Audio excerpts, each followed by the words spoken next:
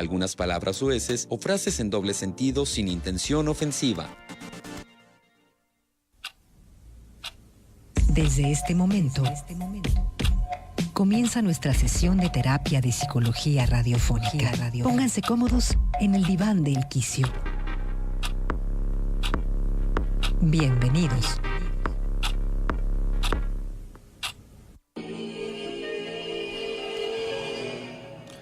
¿Qué tal? Muy buenos días. Estamos en una emisión más de El Quicio, como todos los miércoles. Estamos transmitiendo totalmente en vivo desde esta frecuencia del 107.9, la red Radio Universidad de Guadalajara, en esta ciudad de Ocotlán, Jalisco, y en estas instalaciones del Centro Universitario de la Ciénega. A esta hora soleadas, pero por la mañana bastante frío, con estos frentes fríos que ya comenzaron, no solamente en la región, sino en gran parte de la República Mexicana. Y que bueno, aquí en la Ciénega, que regularmente nuestro clima es algo cálido, ¿sí? Es más caluroso, pues ahora ya con algunos frentes fríos. Hugo Elveda en este micrófono, a Mari también ahí en los controles y en la producción de este programa. Y bueno, hoy un tema que hemos abordado en el Quicio en otras ocasiones, enfocado a diferentes disciplinas. Sin embargo, la psicología deportiva o la psicología del deporte, o también en el deporte, es algo que en México está teniendo poco a poco mayor trascendencia. Por lo regular, la psicología se ha centrado en un trabajo más clínico, un trabajo educativo, un trabajo social a través también de la investigación, pero poco a poco el deporte ha venido a fusionarse también con aspectos psicológicos, y lo podemos ver desde la forma en cómo el espectador puede sentirse identificado con algún deporte, practicarlo de manera profesional. Vemos que el fútbol, tal vez aquí en México, sea el más representativo, el que tenga un mayor número de aficionados, y que también esto ha generado pues ciertas disputas, conflictos también. En algún momento aquí en el Quicio hablábamos sobre la violencia que se ha desatado, esta violencia social, y que se ha ido transmitiendo también dentro de los estadios, esta explosión de violencia que desafortunadamente pues ha traído consecuencias graves. Hace algunas semanas en la ciudad de Monterrey, un aficionado de fútbol por poco pierde la vida, ¿no? Por un ataque violento de un grupo de seguidores. Y podemos ver que, bueno, poco a poco estas reacciones han sido analizadas desde diferentes matices, diferentes disciplinas, entre ellas la psicología. Sin embargo, también la psicología ha tenido esta aplicación directamente en estos deportes. El fútbol, retomando este ejemplo, ha contado en los últimos años con psicólogos deportivos que trabajan en esta mentalidad, así como se hace o como se trabaja en instituciones públicas o como se trabaja en instituciones educativas. Pues el psicólogo ha tenido poco a poco esa aportación para lograr algunos cambios a nivel, pues no nada más mental, sino en general, en la salud mental. Va muy de la mano de la nutrición también, y entonces se ha ido fomentando el uso de la psicología para el desarrollo óptimo en cualquier deporte. Los equipos de fútbol en México, la mayoría ya cuentan con psicoterapeutas que trabajan, insisto, desde una manera emocional y también cognitiva en este caso con los jugadores, con el cuerpo técnico, y también algunos con sesiones individuales que han tenido que acudir, algunos por problemas personales, otros más también por situaciones dentro de la cancha o extra cancha, que poco a poco han ido impactando en esta vida psíquica y en esta vida emocional de ellos. Entonces se ha convertido en algo fundamental, insisto, la psicología, estas nuevas modalidades que hemos encontrado, y que poco a poco la credibilidad.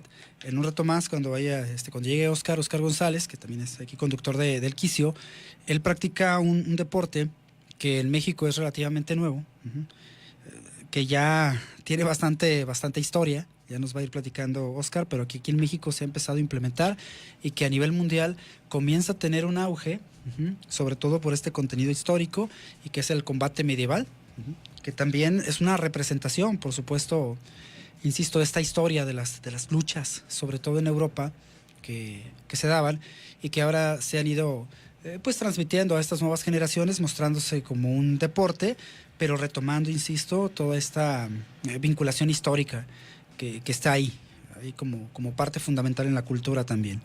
Esta parte de la psicología del deporte, bueno, les decía que hace algunos años, probablemente hace 2 o 3 décadas, no se consideraba como algo importante dentro del desarrollo, indistintamente de los deportes que se practican en México: fútbol, el básquetbol, el béisbol, que poco a poco han ido o han podido adherir a psicoterapeutas que trabajan a nivel grupal y a nivel individual, lo comentaba, pero también la psicología deportiva se ha ido a deportes de manera, no solamente deportes de conjunto, también deportes individuales. Algunos de estos atletas que han estado trabajando en su salud mental, porque de repente había un desarrollo físico, una fortaleza física. Yo recuerdo, bueno, un caso hace ya algunos años de una deportista, una corredora de aquí de esta zona de la Ciénega, que hacía su ejercicio, se ejercitaba constantemente. La meta era correr un maratón. Sin embargo, a pesar de que tenía las condiciones físicas para realizarlo, todo este trabajo intenso, a final de cuentas nunca terminaba el maratón, ¿no? Y decía, y no se explicaba el por qué, si el entrenamiento había sido el bueno, el descanso, la alimentación, y se da cuenta que un problema a nivel mental le había estado bloqueando para que terminara precisamente la carrera como tal, ¿no? Trabaja desde un aspecto individual, se da cuenta que hay situaciones emocionales, familiares a su alrededor que le estaban frenando este desarrollo óptimo, el poder terminar con las carreras, y después de esto, digamos, se destraba, ¿no? Este bloqueo interno que le permite poco a poco, y así, y como tal podemos ver algunos casos. Yo recuerdo hace algunos años, seguramente algunos radioescuchas, si no mal recuerdo, en los 90s, creo que sí fue en los 90s, a principio del año 2000, un accidente automovilístico que tiene un jugador del Atlas, o bueno, 2 jugadores del Atlas, uno de primera división, César Andrade, que él se ha dedicado a dar algunas pláticas también sobre adicciones y otro tipo de temas que ha ido abordando también en diferentes lugares. Pero fue el centro de la controversia que esto destapa el trabajo psicológico con jugadores de fútbol, que ya previamente se había dado a conocer, sobre todo la psicología del deporte, con algunos boxeadores que habían trabajado a nivel mental, sobre todo por la vida disipada o lo que tenían fuera del ring. Durante esta concentración previa a una pelea, se esforzaban, trataban de alejarse de toda esta parte negativa, incluso de las adicciones, que también están muy, muy de la mano, desafortunadamente, del deporte, en algunos por supuesto, y que trabajaban a nivel mental para poder sobresalir, ¿no? Y sobre todo por las secuelas de saber que constantemente estaban sometidos a golpes, y que muchos de ellos tenían historias muy complicadas, historias difíciles, que estaban siendo, pues, de alguna manera representadas en esto, ¿no? Y entonces se comienza, decía, en el fútbol, aquí en Guadalajara, a trabajar con el Atlas después de estos accidentes, y prevenir precisamente que algunos de estos jugadores pudieran tener este tipo de complicaciones a nivel mental, que les estuviera llevando a tener adicciones y alejarse de sus carreras. De ahí se llega a tener un parteaguas, ¿sí? Un precedente para comenzar a trabajar desde un aspecto psicológico. Sin embargo, seguimos viendo que hay conflictos, ¿no? Las personas no podemos estar exentas de conflictos y de problemas emocionales. Sin embargo, en el deporte se hacen más evidentes cuando el rendimiento de los deportistas, de las y los deportistas, comienza a verse disminuido, en algunas ocasiones producto de la edad, o producto tal vez de situaciones que no tienen que ver con la indisciplina, o que no tienen que ver a nivel mental, sino que van teniendo otro tipo de prioridades. Hay que entender que también el deporte en Jalisco y el deporte en México no siempre es tan bien pagado, no siempre es tan apoyado por los gobiernos, a excepción del fútbol, lo comentaba, sobre todo por la iniciativa privada que está siendo sustentado, pero muchos de ellos esto les impacta también psicológicamente, ¿sí? Se comienza a trabajar. Actualmente vemos en el fútbol cómo en el aspecto femenil se comienza a trabajar también de una manera fuerte con las mujeres en las ligas, y también tratando de buscar primero la igualdad en materia de contratos, y por supuesto la equidad, para que tenga una representación indicada y adecuada dentro del balompié nacional. Iván, ¿cómo estás? Muy buenos días. ¿Qué tal, Hugo? Muy buenos días a todo el público de Quicio. Pues contentos de colaborar aquí en tu espacio. Gracias. Y muchas gracias. Hablando de la psicología del deporte, yo recuerdo que platicamos hace algunas semanas cómo has estado comprometido también, buscando, sobre todo en el aspecto femenil, ¿no? Y a mí me parece relevante porque la difusión que tiene el deporte, sobre todo varonil, es constante. Pero ¿qué pasa con lo femenil? Que no hay mucha difusión y que comenzamos a ver la Liga en México, que empieza a tener ese desarrollo, pero todavía no se le da la relevancia o todavía la gente no se conecta. Y desde ahí vemos un aspecto psicológico donde se sigue creyendo que hay un menor nivel. Así es. Bueno, volvemos a la parte de que hay que afrontar primero la cuestión de la parte de género. Creo que esa es la principal razón o uno de los principales factores por el que aún pues se está invisibilizando estos motivos, cuando, bueno, todavía caemos a lo mismo de que creemos que no tienen las mismas capacidades de generar algún tipo de juego que pueda pues superar, sí, incrementar el nivel de juego al del hombre. Creo que es muy fundamental entender que cualquier persona tiene las capacidades para generar, para distribuir, para hacer todas estas técnicas que realmente se han visto en el fútbol mexicano femenil, y ahora con la reciente creación de esta liga lo hemos comprobado. Vemos a diferentes equipos que han crecido increíblemente de nivel, vemos a incluso equipos que ya tienen sus propias escuelas de fútbol femenil, que se están comprometiendo muchísimos a adoptar mucho lo que es el deporte para las damas.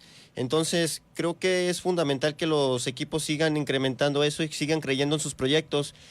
Caso de ellos es el caso de Chivas, que incluso ya tienen su propia página web en la red, donde ya están incluso difundiendo todo lo que ha sido el equipo femenil en el último año. Saludos a Andrea. Andrea es la ocotlense Andrea, que se estudiante. Claro. Así es. Psicóloga de aquí del Centro Universitario. Incluso pues podemos hablar de muchísimas personalidades, incluso aquí de la región, que han crecido muchísimo en la materia. Vemos incluso también tenemos la institución del Atlas, que también ha apostado mucho por el fútbol femenil. Tienen su escuelita también ahí, poco a poco creciendo. Distintos equipos han apostado y eso es lo que se ha significado mucho. Yo he visto en diversos equipos que no son fuertes económicamente, pero que están generando, y antes de que apareciera la Liga MX femenil, ellos fueron pues escuelas, ellos estuvieron formando, y al momento que nace esta liga fueron básicamente trampolines para que las jugadoras llegaran y pues demostraran el nivel que tuvieran.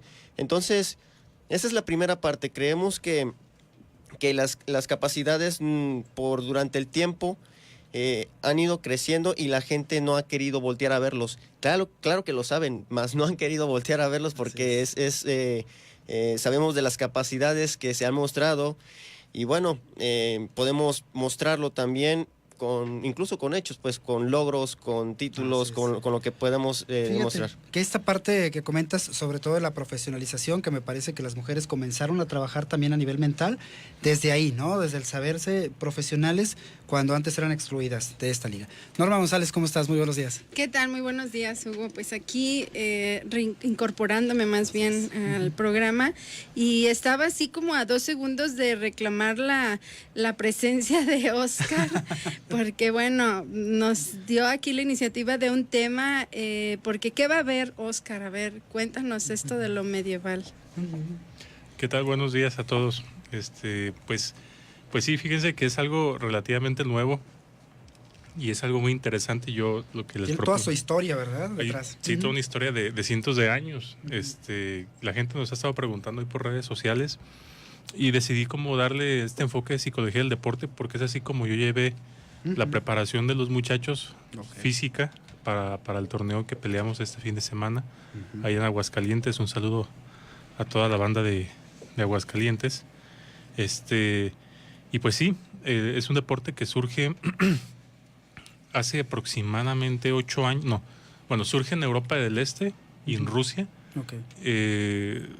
Hace, yo creo que en el 2010, hace 8 años, sí, aproximadamente 8 años ya, deciden hacer el campeonato internacional en Rusia con 4 equipos de diferentes países, son 35 peleadores más o menos, pero para esto ellos obviamente habían estado trabajando este rollo recreacionista, habían estado disfrazándose, ataviándose con armaduras lo más reales, históricas posible o con aproximación o precisión histórica, y surge el deporte como tal, y bueno, es algo que se va pues forjando, se expande al mundo porque es algo muy espectacular ver pelear a 2 sujetos con armaduras y armas reales sin filo.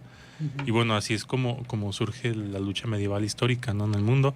Llega a México, y aquí en México algunos referentes, como lo son la Ciudad de México, con una asociación de lucha medieval, Oscar de la Parra, le mando un enorme saludo, capitán de la Hermandad de Aguascalientes, Ángel Estrada, capitán, bueno, que fue capitán de uno de los equipos, de los que son los equipos más importantes del país, ahora nuestro capitán nacional en lucha medieval, pues empiezan a impulsar esto, ¿no?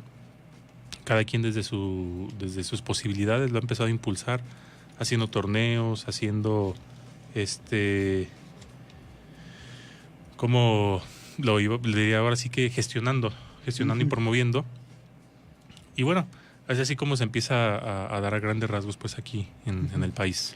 Pero el trabajo psicológico que comentabas también tú, Iván, en su momento independientemente de los deportes, hoy tenemos, por ejemplo, Alexa Moreno, que ella acaba de ser medallista también en un campeonato, y que entonces se le cuestionaba por su complexión, ¿sí? Gimnasta, ¿sí? Se le ha cuestionado, recuerdo en años pasados había este cuestionamiento porque aparentemente no tenía la complexión que se necesitaba dentro de la gimnasia, y venía esta discriminación y los memes que bueno se utilizan, y que creo que en el deporte se tiene que luchar contra esos prejuicios, ¿no? A veces los prejuicios internos, pero también los prejuicios sociales, socioculturales, que bueno, Norma como parte del instituto también, que se trabaja mucho con esta cuestión del empoderamiento de las mujeres, pero Oscar también decía algo importante, de repente comienza como un aspecto recreativo, comienza a tomar fuerza y comienza a convertirse en un deporte, y seguramente al principio era tomado como un chiste, ¿no, Oscar? O solamente como un grupo de amigos que se reunió, y después empieza a tomar fuerza, tomar fuerza y se convierte en un deporte que tiene, y comentaba Oscar, muy importante, un trabajo psicológico también de creerte que estás realizando ese deporte para poder transmitirlo. Fíjate que es algo muy complicado para nosotros al principio, cuando iniciamos esto, Hugo. La gente, cuando regularmente vamos a entrenar, piensan que vamos a jugar espaditas, y yo observo mucho esa reacción de alrededor. Prácticamente empiezan a ver que nos empezamos a enfundar las armaduras y les empieza a sorprender, pero la gente piensa que hacemos obras de teatro. Cuando llegue el momento de la pelea, cuando llegue el momento de hacer las prácticas que hacemos ahí en la unidad, y empiezan a escucharse los fierrazos o los golpes y el choque de los sujetos en armadura, que es muy fuerte, es muy espectacular cuando uno ve eso. Entonces toda la gente ya cuando menos lo pensamos están grabando con el celular, ¿no? Entonces es un deporte muy bonito, pero es un deporte también muy peligroso, y es un deporte sobre todo muy desgastante. Las armaduras pesan 30, 40 kilos aproximadamente. Imagínate moverte, pelear en armadura con 30, 40 kilos. Las condiciones climatológicas también, todo. Sí, tan solo los yelmos o los cascos que usamos, muchos de ellos van cubiertos de toda la cabeza y tienen algunos agujeros para respirar, pero todo el calor se nos concentra dentro del yelmo. Y entonces, ¿qué pasa? Que después de 2, 3, 4 rounds sin quitártelo, así como entrenamos nosotros, pues empiezas a sentir que te empiezas a ahogar, ¿no? Entonces tienes que lidiar con... Que te falta un poquito el aire. Sí, claro. Tienes que aprender a respirar, y eso es algo que durante la preparación física, psicológica, tuvimos que practicar, porque a uno de los chicos, a uno de mis peleadores, le daba claustrofobia. Sí, claro. Sí, estar ahí encerrado, y él sentía que se iba a morir. Decía, quítenme el casco rápido porque yo siento que voy a ahogar. Entonces, lo que hacíamos nosotros, especialmente yo como psicólogo, porque ya sabes que esto de la psicología del deporte es hacer una planeación y luego hacer una intervención, una evaluación, planeación, intervención, otra vez evaluación. me ponía a un lado de él y con ese estilo de intervención en crisis le iba ayudando poco a poco. Sí, Que disminuyera el síntoma. Sí, Sí, claro. hacía una breve intervención, no tanto para no meternos en rollos de ética clínica, pero sí para minorar la crisis y entonces... Contenerlo, exactamente.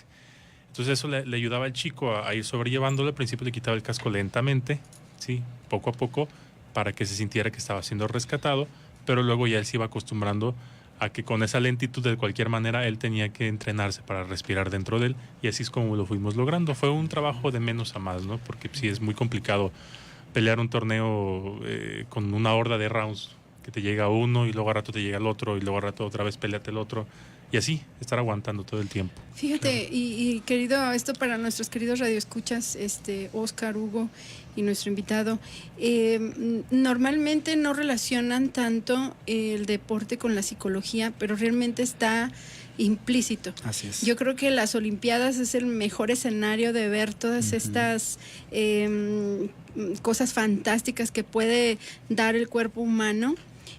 Como decía Hugo hace ratito, aunque pareciera que no tenía la genética para ese determinado deporte, pues hemos visto cosas espectaculares en las Olimpiadas. Trabajo mental, ¿verdad? Así como hemos visto grandes atletas que, por ejemplo, todo un atleta, todo un entrenamiento, todo una técnica, y nada más nunca ganaron una olimpiada, ¿no? O sea, no concluían como ese tener el triunfo. Entonces, yo creo que aparte de la genética, aparte del entrenamiento, aparte de la técnica, la psicología está implícita completamente en el deporte. No podemos ver, o más bien hemos visto gente que tiene todo para ganar y nada más no da una, ¿no? O sea, lo vemos en el fútbol y la gente a veces ya hace demasiado burlas, memes y demás, ¿no? De que nomás no ganan, ¿no? Ni no pasan de la tercera o de no sé qué y así, ¿no? De cuando van a competir. Y yo digo, bueno, es que traemos también tanta historia, ¿no? Y fuimos colonizados y fuimos dominados, que pues de repente ir a ganarles está complicado, ¿no? O sea, en la mente habría que abrir ese espacio, pues precisamente de eso, ¿no? De conquistadores, de triunfadores, de ganadores, ¿no?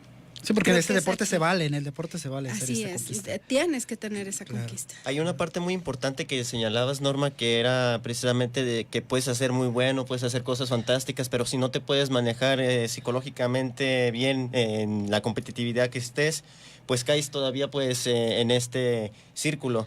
Muchas veces de estos aspectos psicológicos y que no se trabajan con los mismos entrenadores que yo quiero suponer que quieren trabajarlo y tienen que hacerlo porque, bueno, y vemos que sí marca diferencia al momento de la competencia. Una cuestión que yo miro mucho, entran mucho los prejuicios que los atletas empiezan a creerse, pues todo ese tipo de los comentarios que surgen. En el caso de que comentabas, Hugo, sobre Alexa Moreno por su complexión física, también en el sentido de la competencia, para qué nos sirve competir, qué significa ganar, porque muchos de los deportistas tampoco no tienen presente como ese concepto, y hay que también relacionarlo mucho con esta cuestión que nos mencionan sobre el concepto de psicología, y obviamente también la parte de controlar muy bien a la persona que llevas dentro, porque bueno, depende mucho de tu participación. Y bueno, también yo me atrevo a echarle la culpa de estos fracasos que tienen los deportistas, en este caso mexicanos, que pues últimamente lo hemos visto, que pues los entrenadores tampoco saben de estas cuestiones, y es fundamental que ellos los tengan presentes para que lo puedan difundir a sus mismos discípulos. Ya lo comentaba el compañero hace momentos sobre por qué era importante que el deportista se sintiera en confianza, y bueno, ahí vemos las pruebas con los éxitos y fracasos que se han tenido. Claro.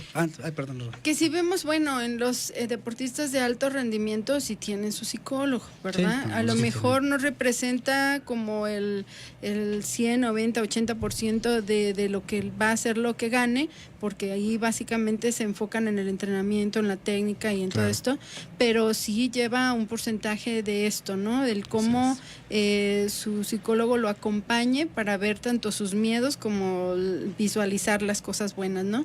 Yo creo que es bien padre porque, bueno, este dicho tan antiguo de mente sana, cuerpo sano, ¿no? Que tanto mencionamos y que no lo tomamos en cuenta realmente. Claro, ¿no? Así es. Vamos a ir un corte y bueno, nada más retomando lo que decía Oscar acerca de esta intervención o esta contención que hacías con tu compañero en este entrenamiento, remitiéndonos a estas luchas históricas, ¿verdad? Medievales precisamente, había una labor de fortaleza mental también para los peleadores, en este caso para los guerreros. La persona que estaba al lado lo levantaba. ¿Y cómo le levantaba? Hablándole, ¿verdad? Hablándole con fortaleza, y era parte de un aspecto psicológico. ¿Sí? El liderazgo. El liderazgo como tal. Vamos a ir un corte y regresamos. Cuéntame, pero entonces no lo pueden levantar. Como levantar. O nomás le dicen, levanta.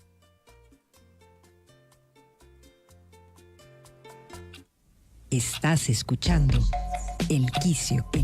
En un momento continuamos. Transmite XHUGO 107.9 de FM. Radio Universidad de Guadalajara en Ocotlán. Con 2000 watts de potencia desde Avenida Universidad número 1115, Colonia Lindavista, Ocotlán, Jalisco, México. Radio Universidad de Guadalajara. Sistema Universitario de Radio, Televisión y Cinematografía. Todo tiempo pasado es mejor. Y para revivir los buenos tiempos están los clásicos del rock. Los clásicos del rock.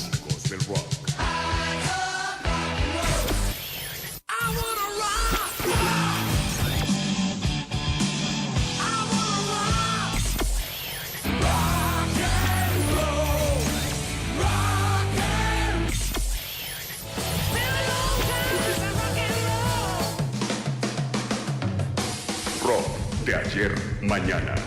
Lunes a viernes, 10 de la noche, 107.9 FM.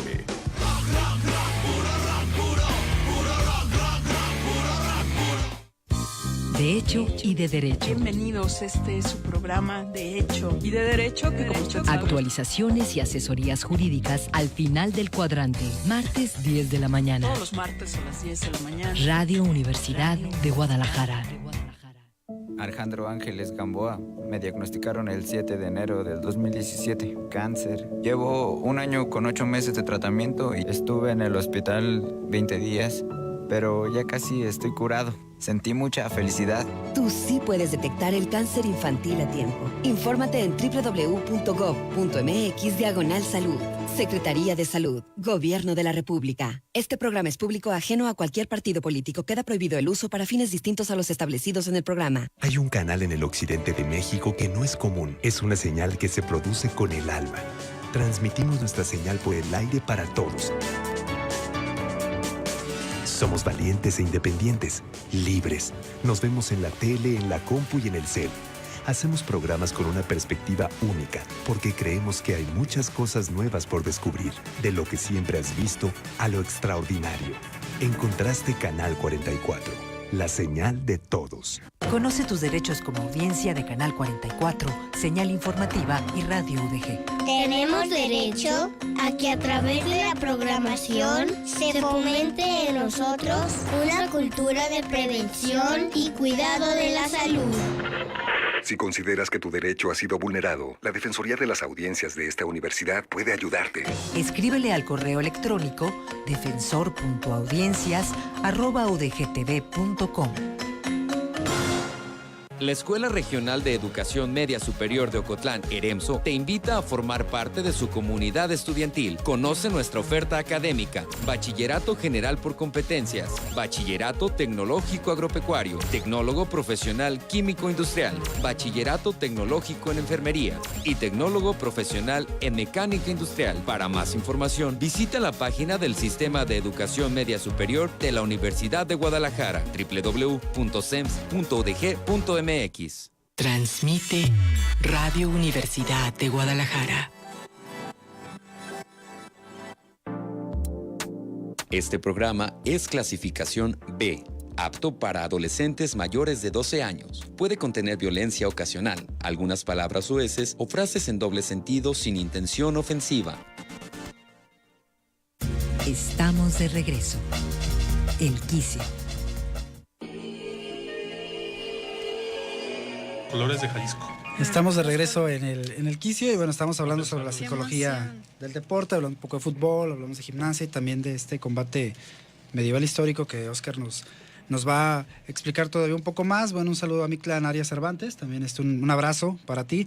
El Atlas de la generación de Márquez son un ejemplo de la psicología deportiva. Efectivamente, esta situación que comentaba, que se da con algunos jugadores del Atlas y a partir de ahí se comienza a trabajar mucho para que los chicos no perdieran, pues en este caso los jugadores, el piso, ¿verdad? En materia deportiva no les ha ido muy bien, ¿verdad? Tú eres atlista, ¿no? Sí, no les ha ido muy bien, hombre, al Atlas, pero... Yo orgulloso. Claro, pero ha sido una fuente incansable, inagotable de jugadores, pues, ¿no? Y esto es un trabajo en la mentalidad.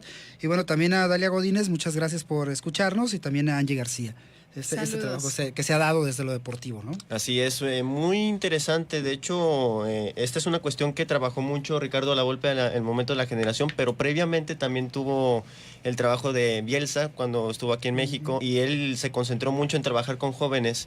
Y sobre todo, yo pienso que esa fue la parte fundamental de todo esto, inculcarle desde un momento a personas que van haciendo en el deporte, que se van mostrando y que van mostrando sus cualidades, pero que las mismas no se pueden difundir o ejercer de la mejor manera si no se están preparados psicológicamente. Entonces, fue fundamental la llegada de todos estos técnicos argentinos, que en Argentina se trabaja mucho la psicología deportiva. Exactamente. Inclusive, pues ahí tenemos el ejemplo, como bien menciona ahí en los comentarios del público. Creo que es importante que se entienda esa parte de que todos los equipos deben apostar por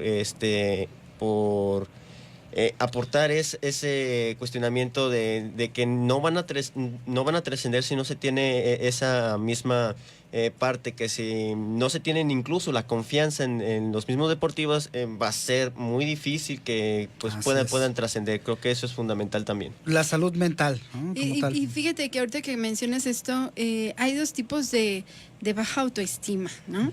Donde yo me siento menos y veo grandes a todos y entonces pues la distancia es abismal, o donde yo me siento grande más que todos y todos son chiquitos y entonces también ese es otro el ego, otro ¿verdad? Grande espacio, ¿no? Donde se sienten de más, ¿no? Porque realmente no es que se sientan bien, sino que también es una baja autoestima y esto pasa mucho luego pues en los deportistas o en los jugadores, ¿no? Que luego ya se sienten buenos, que no les puede dar ni el sol, ¿no? El caso de Zlatan, ¿no? Así el sueco. Sí, ¿no? Y entonces, bueno, pues esto también perjudica, ¿no? Sus resultados. Sí, dicen, él llega a jugar a Los Ángeles Galaxy, es un atleta, un futbolista, Zlatan, que es sueco y ha tenido logros muy importantes en el fútbol. Es un jugadorazo, ahorita ya debe andar rondando 37 años más o menos. Cuando iba a jugar a Los Ángeles, dice, Zlatan no llegó a Los Ángeles llegaron a Zlatan. No, entonces es esa cuestión de ego, pero de repente es un jugador que le queda esa personalidad, la ha utilizado durante muchos años y le queda porque a pesar de que ha estado en diferentes equipos y puede tener la contraparte, es un tipo que cae bien, ha destacado y cae bien a pesar de este comportamiento. Y bueno, antes de retomar el tema ahí con Óscar, decías algo importante, Iván, el trabajo, Norma lo complementaba, lo que se hace en los diferentes deportes con la psicología. Hubo un caso, bueno, los argentinos comenzaron a trabajar mucho la psicología deportiva aquí en México. Incluso el Club Pachuca tiene una escuela de fútbol y donde también está asociado esta Universidad del Fútbol, orientada hacia la psicología también, la psicología del deporte. Sin embargo, Mario Carrillo, un técnico mexicano, utilizaba una bruja, entre comillas, ¿no? Era una persona que le decía, ¿sabes qué? El sábado los astros se van a alinear y necesitas poner esta alineación, ¿no? Entonces, lo criticaban mucho a Mario Carrillo, que actualmente es comentarista deportivo, el Capelo Carrillo le dicen, y era la carrilla que utilizaban en los medios de comunicación, mientras otros profesionalizaban de alguna manera el deporte, tratando a través de la psicología, la medicina, la psiquiatría. Él utilizaba el pensamiento mágico en ocasiones para poner incluso alineaciones. ¿Sabes qué? Este jugador no va a rendir el sábado porque los astros ten cuidado, ¿no? Lo sacaba de la alineación para poner a otro. Entonces era bastante curioso, ¿no? No era para nada un trabajo psicológico, pero bueno, era algo que en algún momento tal vez le funcionó. Incluso hubo un técnico francés que también aplicaba algo similar con lo de los símbolos de los zodiacos, que también, un francés. Que también trabajaba con esos aspectos, ¿no? Pero yo creo que debe ser impresionante, y esto para que Oscar nos comparta, realmente pelear, luchar, llevar a cabo una competencia en algo, incluye toda esta fuerza, todo este entrenamiento, todo esto, pero aparte con este traje medieval, esta lucha que ustedes hacen, Oscar, y que bueno, nos compartías que este fin de semana pasado fueron a competir, y que no fue nada fácil, ¿sí? Pero ¿qué se siente? Aparte tener pues peso, porque además dijiste también pesa 35 kilos, ¿no? Sí. Pero este peso medieval, así, me llama la atención. Fíjate que cuando lo ves desde fuera la lucha, dices, pues se ve fácil, ¿no? Hazle aquí, hazle allá y haz estos ajustes. La táctica ahí. Pero cuando lo traes puesto, o sea, cuando traes puesta la armadura, lo primero que, cuando yo me puse una armadura por primera vez, hablando mejor de mi experiencia personal, fue allá el año pasado en Aguascalientes, nos prestaron algunas. Yo dije, ay, ¿cómo le voy a hacer aquí para moverme? Porque sentí luego el peso en mi cuerpo. Dije, es que esto no estoy acostumbrado. Cuando me pusieron el casco, empecé a respirar y escuchar mi respiración, porque mis orejas, el casco lleva una protección que se llama padding, que es un acolchado que va entre tu cabeza o tu cráneo y el metal. Entonces eso hace que con un hachazo o un golpe no te pegue directamente el metal. Exactamente, o sea, te duele mucho porque puede causar una contusión en cervicales, ¿no? Pero no te lacera, por así decirlo. El casco se puede abrir y eso es motivo de que paren la pelea, pero va seguro. Entonces, eso hace que tus oídos se tapen. También, wow. Entonces tienes que pelear con todos tus sentidos. Yo lo he dicho y se los comparto a mi equipo. Les mando un saludote a toda la banda y felicidades a todos por esa competencia. Sí, gracias, definitivamente. A los Caballeros de la Nueva Galicia, ahorita les explico por qué usamos ese nombre. Le mando un saludote también a nuestro sastre y vicepresidente del club, José Razo. Fíjate que lo que yo le comparto a los muchachos en las peleas que he tenido de entrenamiento y oficiales, que fue esta del sábado pasado, no está tan sencillo ya cuando te pones una armadura y te pones a pelear con alguien y nada más correr con la armadura y ya estás agotado si no tienes una buena condición. Sí, claro. Entonces se siente mucha adrenalina. Cuando nosotros peleamos el sábado íbamos en desventaja. Hay categorías en combate medieval. Están los duelos con espada y escudo, que es 1 contra 1. Están los duelos con espada larga, que es 1 contra 1 también. Están los duelos con armas de asta, que son 1 contra 1. Están las Pro Fight, que son ya trancazos y ya no meramente marcar puntos, porque los duelos son por puntos. Y está el Buhurt, que es lo que todos amamos. El Buhurt es peleas puede ser 3 contra 3, puede ser 5 contra 5.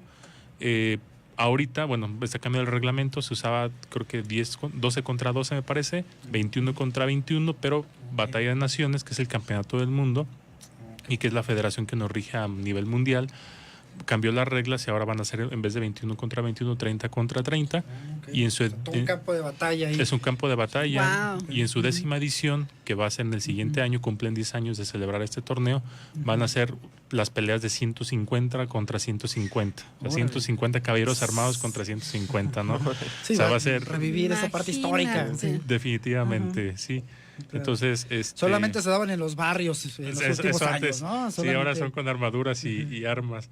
La reglamentación es la Imagínate siguiente. allá los vikingos contra Nueva Galicia. Es muy complicado eso. Wow. Sí, Rusia regularmente es quien gana. Rusia y Ucrania son equipos referentes a nivel mundial. Seguramente. Son nombres muy, muy fuertes. son gente que está preparada para la guerra, se les ve cuando practican el deporte y sobre todo muy habilidosos. La sangre. Sí, sangre definitivamente. Aunque también los mexicanos tenemos esa capacidad de resiliencia que es usada en la psicología del deporte para levantarnos y sobreponernos. Debemos reconocer que Europa, por la experiencia que tiene en combate medieval, está a otro nivel, definitivamente. La reglamentación con las armas es un deporte que está reglamentado. No es nada más meterse a dar fierrazo, las armas no llevan filo, no más de las puntas no deben ser más agudas que una moneda de 5 pesos, por ejemplo. El filo tiene que ser mínimo 4 milímetros, me parece, de cada arma. Ahora sí que hay diferentes variantes de armas, están las espadas, están las hachas, están las bardiches, que son como tipo lanzas, que pegan durísimo. Se recomienda usar armas más pesadas. De la espada clásica hay una diferencia entre una falchion, se le conoce, que son espadas más gruesas tipo machete. Esas se usan más en el Bújur, porque el Bújur se trata de derribar. En el Bújur hay que derribar al rival y hay que hacerle perder hombres al equipo contrario los más que se pueda y gana el último en caer, ¿no? Entonces eso emocionalmente también a veces juega un papel muy importante. Nosotros, les comento, cuando entramos a ese torneo, entramos con un equipo de 4, no de 5. Entonces, se habló entre capitanes, algunos dijeron, ahora yo le entro 4 contra 4, otros dijeron, bueno, pues yo le entro 5 contra 4. Y eso fue complicado para nosotros. Yo veía a los muchachos durante la lucha y les dije, a ver, porque ahí es donde viene el liderazgo y también viene la intervención. Les dije, a ver, conmigo. Y se acercaron a mí. Y les dije, tú vas aquí conmigo, tú te vas a un lado y tú te vas atrás. ¿Sí? Le dije, yo los voy a contener a todos más que se pueda y ustedes hagan lo que saben hacer. Les hablas de sus fortalezas. Claro. ¿Sí? No les pides que hagan cosas imposibles. Y les dije, ¿saben qué? Quítense de la cabeza que vamos a ganar o que vamos a perder. Vamos a divertirnos. Este es un deporte que nos gusta. Entonces hay que tomarlo con sanidad, hay que tomarlo con disciplina, pero hay que también tomarlo con respeto deportivo. Claro. Entonces vamos a respetarnos, vamos a respetar a nuestros rivales, vamos a buscar ganar, pero no vamos a buscar lacerarlos o lesionarlos. Yo creo que eso tampoco debe ser. Entonces vamos a usar el respeto y sobre todo vamos a divertirnos. Si perdemos no pasa nada. ¿Sí? Yo no les metí tanto esta cuestión de vamos a ganar, vamos a ganar. Claro. ¿Entrenamos para ganar? Sí. Tan solo los puros entrenamientos, porque entendemos que desde la psicología del deporte no es meramente ir y competir y que te sientes bien motivado y traes este rollo de gestión emocional, ¿no? Desde los entrenamientos nosotros, y yo se los comparto, yo traía un peso de casi 110 kilos en aquel momento, ahorita ando pesando 100. Bajé 10 kilos durante el entrenamiento, pero no me podía levantar en lagartijas. O sea, yo no me podía a mí mismo, tenía mucho tiempo que no hacía. Entonces, volver a creer en mí mismo, volver a creerle a mi cuerpo que podía, fue verdaderamente un proceso para mí. Mi entrenador en aquel momento, José Razo, nos regañaba y me regañaba a mí. Yo le decía, es que no puedo. ¿Cómo que no puedes? Y le dije, es que yo no puedo. Se cambió el formato de entrenamiento, se empezó de menos a más y entonces comencé a poder poco a poco. Hasta el punto de que, bueno, pudimos entrenar y hacer los ejercicios de CrossFit, porque eran ejercicios de CrossFit con armadura puesta, ¿sí? Y de manera continua, ¿no? Entonces eso hizo que cuando llegáramos a la competencia salimos enteros. Yo cada pelea salía entero y sin cansancio. O sea, tenía esa ventaja, ¿no? Y por mi fortaleza física, que aparte no ocupaba esforzarme mucho para contener, pues me ayudó también bastante. Pero sí les digo algo, y la gente que nos escucha en un deporte, al menos en nuestra experiencia, sí cuenta mucho la actitud. En ese momento también asumo que tuvimos una actitud de derrota cuando nos vimos en minoría, ¿sí? Y como capitán tienes que lidiar entre cómo le haces para levantar el ánimo de tus hombres o de tus mujeres, porque también es un deporte para mujeres, hay categoría femenil y para hombres.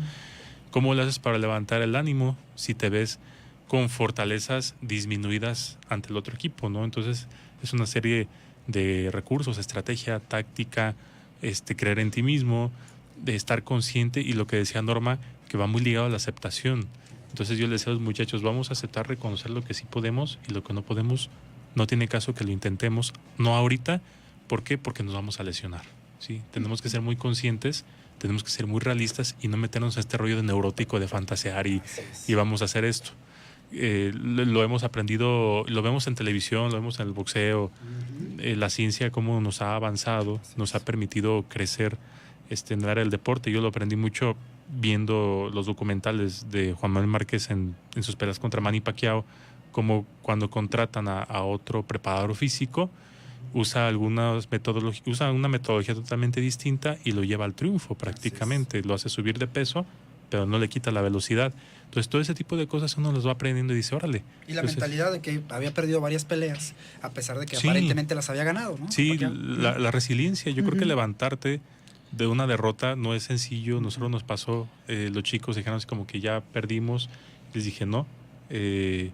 Y algunos de ellos también lo tomaron muy bien. Dijeron, nos divertimos, valió la pena, aprendimos mucho. La gente me pregunta, ¿cómo te fue? Les digo, fue mucho aprendizaje. Claro. Si no les digo ni gané ni perdí, yo creo que gané. Sí, claro. Gané aprendizaje, gané amigos, conocí personas bien interesantes. Fue reconfortante cuando nos saludamos con Europa al final del combate y cómo la gente te reconoce y dice, la rifaste ahí adentro, ibas en minoría y aún así le atoraste, ¿no? Y entonces dices, bueno, es que esa es la capacidad a veces del mexicano también, el ingenio, que a veces no te alcanza para tanto, pues también se reconoce. Pero esto es lo que hay. Sí, y lo aceptamos y lo queremos y amamos lo que hacemos, Claro. independientemente de todo. Mi tocayo, el capitán de Aguascalientes, al final me la acerqué, platiqué con él y me dice, es que ese es el primer camino al éxito. Claro. Esto que estás haciendo tú. Son un equipo joven y muchos equipos no habían podido lograr tan rápido lo que ustedes ya lograron. En un año se armaron, se equiparon y algunos tomamos hasta 2, 3 años para poder llegar a ese punto donde ustedes están. Ustedes en un año lo lograron. Tiene que haber un rollo de psicología de los grupos, sí, claro, tiene que haber un asunto organizacional para poder hacer lo que logramos. Pero les digo, es ahora sí que a grandes rasgos, sí es muy difícil. Vamos a ver si ahorita estoy tomando un descanso después de todo lo que pasó. Fue agotador el entrenamiento, hicimos lo que teníamos que hacer, descansamos los días que teníamos que descansar, pero bueno, finalmente también traíamos algunos golpes de encima. Se me ocurre aquella vez, este sábado pasado, en mi última pelea, yo traía 3 personas encima y mis compañeros estaban caídos, nada más había uno en pie y yo traía otros 3 encima. Entonces traían armas largas. Las armas largas tienen una característica que son muy potentes. Entonces un amigo que estaba peleando conmigo en ese momento, amigo de Aguascalientes, toma un hacha y me empieza a golpear las piernas. Entonces hace un golpe, se acomodó muy bien, me golpea la pierna y en ese momento yo no lo sentí. Pero cuando salgo, siento muy entumido, reviso mi armadura y mi armadura había sido penetrada. O sea, mi armadura había sido doblada por ese golpe. Y el siguiente día fue en la noche, cuando va la temperatura abajo, es cuando empecé a renquear, ¿no? Traía un golpe en la parte de arriba del muslo. Ya me recuperé el lunes en la mañana, ya estaba bien. Sabemos que existe este riesgo. Hubo por ahí una persona lesionada también en el torneo. Todo el deporte siempre hay riesgo. Sí, claro. Nos exponemos a eso, pero vamos, nos gusta lo que hacemos, lo hacemos con moderación y lo hacemos, o tratamos de hacerlo con toda la seguridad posible, con todas las normas. Y obviamente pues es un deporte histórico. No vamos a llegar con las espadas del Señor de los Anillos. Se usan armas, se usan armaduras que realmente están documentadas, porque no es así como que ponte una armadura y vete a pelear, es ponte a leer la historia, ponte a documentarte, fundamenta tu armadura, porque tiene que ir fundamentada, si es de Europa transaccional del siglo XIV o XIII, si es de Mongolia, si es una armadura del sur de Europa, de qué región, porque no puedes traer un casco de Europa del Norte y traer una armadura mongola, tiene que ser de la misma región y tiene que ser de la misma época. O sea, tiene que ser realmente histórico, claro. ¿no? Es profesional. Y eso también forma parte de los reglamentos de... Totalmente. Hay una ¿cómo lo llamaríamos? Hay árbitros, para que me entiendan, les llaman los Night Marshals. Los árbitros van ataviados de amarillo y están dentro de la pelea, usan banderas y ellos se encargan de regular la práctica del deporte. Y obviamente ellos no dejan pasar a peleadores que no traen una armadura reglamentada históricamente o que no trae una armadura segura. Porque entonces hay personas que también se ve, usan, por ejemplo, traen mucha maña y golpean a las partes donde no estás tan protegido. Eso te puede lesionar. Claro. Pero eso no siempre se ve y puede estar hasta cierto punto permitido, ¿no? Porque sucede, sigue sucediendo, entonces sigue siendo permitido. Okay. Y bueno, los Marshall son personas como nosotros. Es un deporte que hasta cierto punto no se gana por apreciación, pero sí es un deporte de apreciación desde fuera y no puedes verlo todo. Entonces, los marshals hacen su mejor trabajo, hacen su mejor esfuerzo. Hicieron, ahora que fuimos allá, cumplieron las reglas dentro de lo que se debía. No nos dejaban pasar con ciertos atuendos, decían esto no es histórico, te lo quitas o no participas prácticamente, ¿no? Yo traía una concha puesta para protección obviamente del área genital y se me acerca uno de los marshals y me dice, esa concha tienes que cubrirla o tienes que quitártela. Sí, y dije, no voy a exponer mi integridad, no me lo voy a quitar. Sí, y tuve que esconderla debajo del tabardo, sí, para que pudiera pasar. Yo creo que primero está la seguridad antes que nada, antes de que divertirte. Pero finalmente, pues le reitero, lo estamos aprendiendo, somos un equipo nuevo, ¿sí? Nosotros tenemos mucha admiración por el equipo, por ejemplo, de Aguascalientes. Es un equipo muy avanzado, muy estructurado. Es un equipo muy bien organizado. Es una organización que tiene 4 o 5 equipos ya. Nosotros nada más tenemos uno. Tenemos admiración por la Ciudad de México, que también pues tiene su estructura, su organización, su asociación civil, de hecho, y también tiene 5 equipos consigo. Admiración por los equipos de Guadalajara, que nos han instruido, que nos han metido, que nos brindaron, nos abrieron las puertas. Y bueno, pues nosotros somos nuevos y admiramos a todo mundo, porque para nosotros todos estamos aprendiendo, aprendiendo todo esto. Sí, gracias. Y sobre todo que, bueno, antes de terminar, el deporte me parece que es algo que debe de ser fundamental en nuestra vida, que nos deben de formar. Hay 1001 deportes, ¿no? O sea, hay muchísimos deportes para elegir, porque además de que nos da disciplina, nos da compromiso, nos da salud física, nos da salud mental. Y esto que está diciendo Oscar, como hay un proceso de organización desde la misma disciplina, o sea, te autodisciplinas y eso lo transmites también, y es la psicología grupal también. Norma. Y también mencionar, Hugo, bueno, ya nos vamos, pero que decirles a nuestros queridos radioescuchas que los campeones también se hacen en casa y que desde el hogar podemos formar hijos triunfadores, hijos que confíen en ellos, que crían en ellos, y poderlos motivar incluso a las disciplinas, a todo esto que lleva el deporte. Porque si tú le dices a tu hijo, querida amiga o amigo radioescucha, que no puede, que no sabe, que es un tonto, que no va a poder hacer esto, que no merece aquello, bueno, pues ese es el resultado que va a tener. Así como también si tú lo motivas a ganar. Yo quiero compartirles rapidísimo que bueno, mi madre me grabó y tengo muchas cosas muy negativas, pero otras muy positivas, bendita madre donde estés, porque ella decía, no vayas a competir si no vas pensando que vas a ganar. Y si vas, ve a ganar, a eso ve. Entonces, bueno, con esa mentalidad yo crecí y recuerdo que fui a un concurso de karate que tenía muy poco entrenando y me defendí como pude y bueno, yo hice todo, así estaba yo. Porque el primero además lo gané por default, entonces no llegó, porque no llegó. Y entonces paso y me dice el entrenador y dice, oye, no creí que me ibas a resultar tan buen gallo, qué bárbara. Le digo, no fui buen gallo, fue instinto de sobrevivencia. Ya era así como defiéndete, ya estás aquí, y me salí del karate. Pero bueno, a esto voy, ¿no? Como ya era de defenderme, ya estaba ahí, pero no tenía técnica, no tenía práctica, no tenía voluntad. Nada más. Sobrevivir. Sobrevivir. Gracias, Iván. Gracias. Por nada, pues muchas gracias por la invitación, Norma, Oscar, Hugo, y gracias, bueno, muchísimas gracias. Gracias, Oscar, Iván. Nos escuchamos la próxima semana. Por acá nos saludamos, Hugo, el próximo miércoles. Norma, yo le mando un abrazo a mi hermano Macabro, él es luchador profesional, tiene más de 25 años en el deporte de la lucha libre. Sí, cierto. Saludos. Bueno, siempre muy comprometido también con la disciplina. Un abrazo, Macabre. Mari, en los controles, Hugo Olveda en este micrófono. Gracias.